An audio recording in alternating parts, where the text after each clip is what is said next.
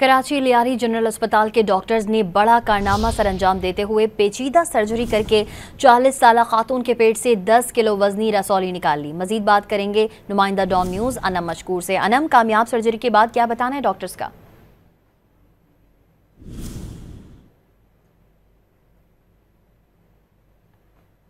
अनम से रब्ता करने की कोशिश करेंगे। आपको बताएं, कमिश्नर कराची ने आपको अपडेट कर रहे हैं। कराची से खबर है, कमिश्नर कराची लियारी जनरल अस्पताल के डॉक्टर्स ने बड़ा कारनामा सरअंजाम देते हुए पेचीदा सर्जरी के 40 साला खातून के पेट से 10 किलो वजनी रसौली निकाल ली है।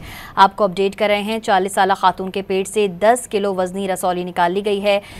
कराची लियारी जनरल अस्पताल के डॉक्टर्स ने बड़ा कारनामा सरअंजाम देते हुए पेचीदा सर्जरी की है और 40 साला खातून के पेट से 10 किलो वजनी रसौली निकाल ली है। कराची से ये खबर है, कराची लियारी की खातून को 6 साल से पेट में तकलीफ थी। 3 टीम्स ने सर्जरी की।